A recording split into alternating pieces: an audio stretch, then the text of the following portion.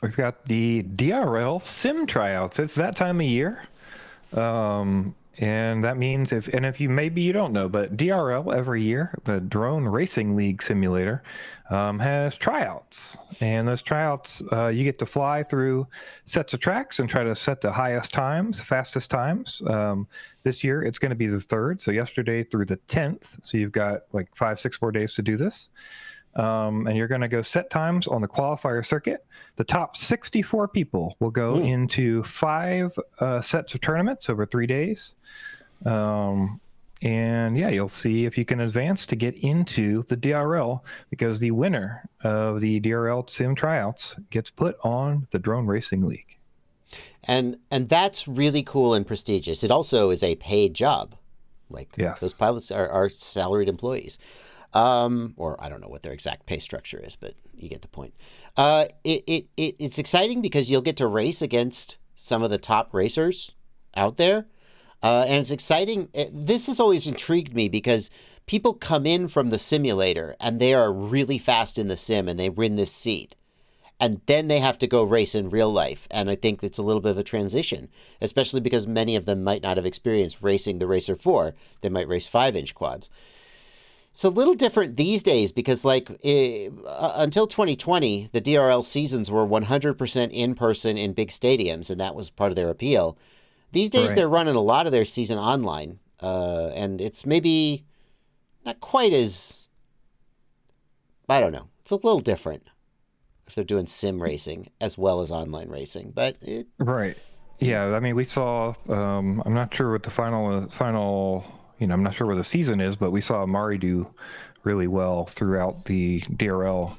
In many cases, at least early on when he was joining after getting there from the sim, because he had the edges in all those sim tracks because he was super fast. So, Right.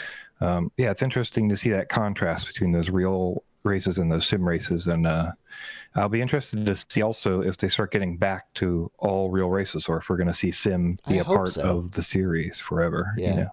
Yeah.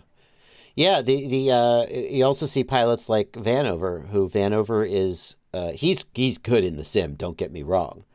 But like, it seems to me like he really prefers real racing to sim racing, and the people who just put in 10 hours a day grinding in the sim like little autistic robots, he's just not into that, and he's not as good in the sim as some of those people, I think, is one way I'd put it.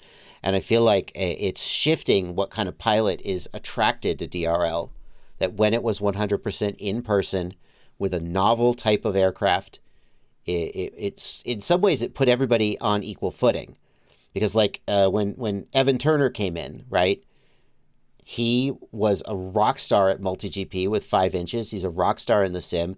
And then they hand him the Racer 4, and it's this big, heavy 7-inch, and it's a different beast, and you got to adapt to it. But now with half the season being done in the sim, it's like, well, is that what we're trying to select for? Well, I guess we are. The guys who are winning are going to be people who are also good in the sim. I was going to say, every year we're going to get closer and closer to a group of people who are all good at the sim, right? Yeah. Like, who are specifically brought in because of their quality at the sim. So, yeah. I did, in fact, mean autistic robots.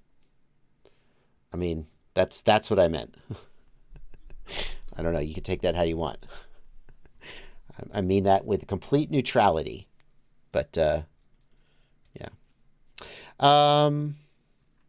Okay. But yeah, get in there and go win the tryouts. Yeah.